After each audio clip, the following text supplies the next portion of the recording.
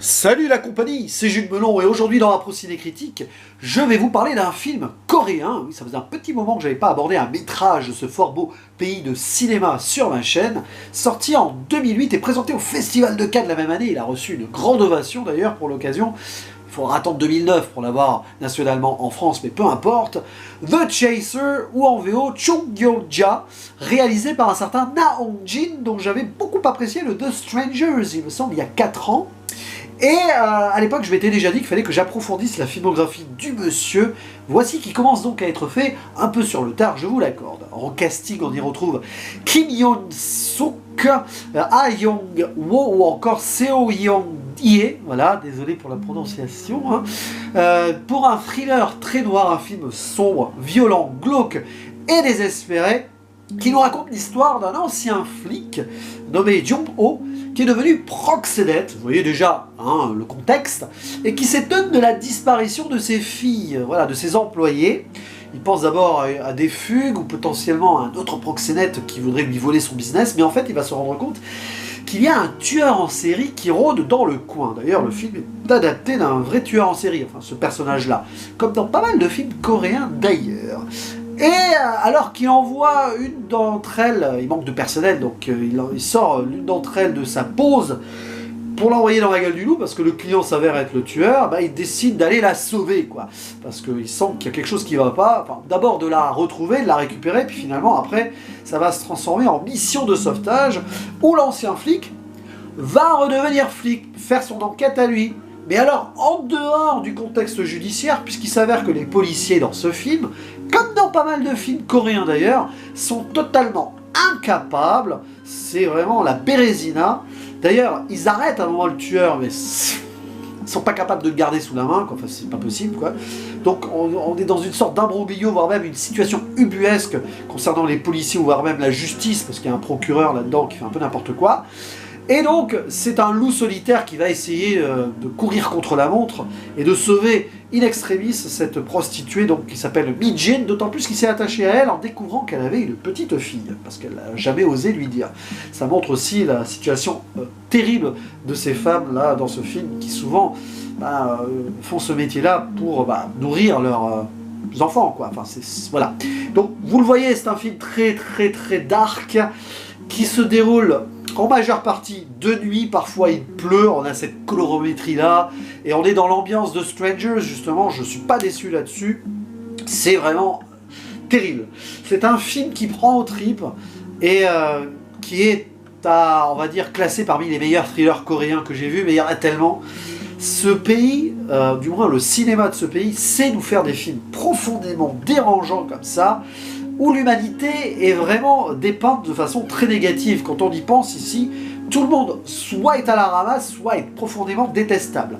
Et il y a donc ce personnage principal, qui est quand même quelqu'un qui nous est présenté de façon très négative au début, proxénète qui pense qu'à l'argent et qu'au business, qui va se muer en héros malgré lui, et qui va, en gros, se transformer, se révéler en tant que justicier. Et plus on avance dans le film, plus on va s'attacher à ce personnage-là, alors qu'au début, quand même, c'était pas gagné, sous forme d'une culpabilité certaine, parce que c'est lui qui a envoyé donc la prostituée dans la gueule du loup, et aussi avec ce côté rédemption de cette vie qu'il a choisie, qui n'est pas vraiment une bonne vie.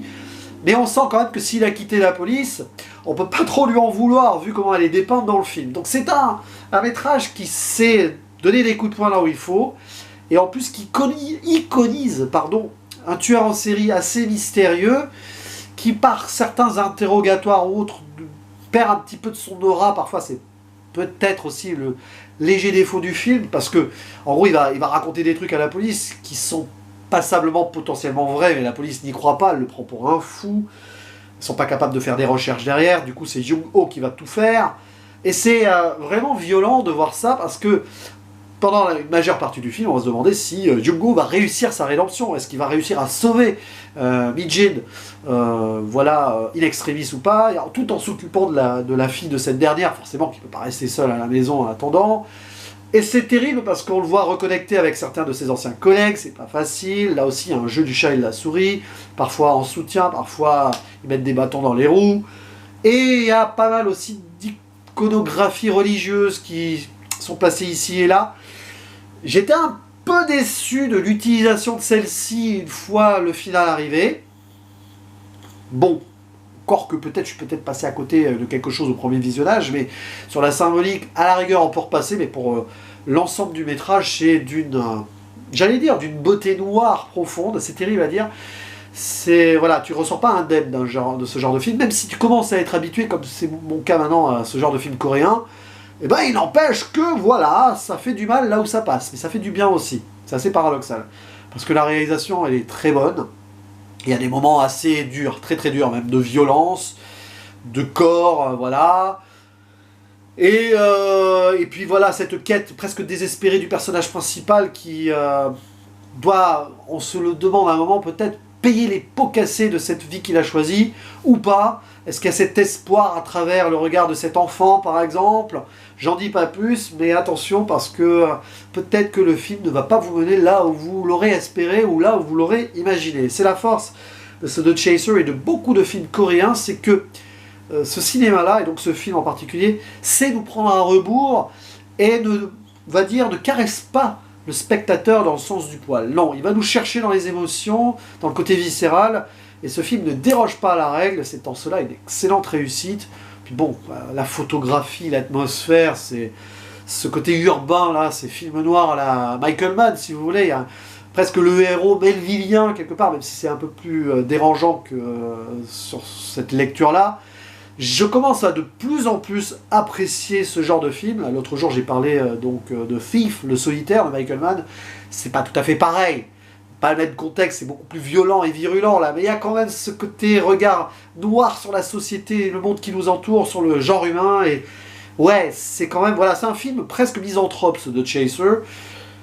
Et puis il se termine sur... je ne vais pas expliquer comment il se termine, mais il y a quelque chose qui m'a marqué jusqu'au dernier plan, où sans en dire plus, la caméra elle va dans une fenêtre et on voit la ville de nuit.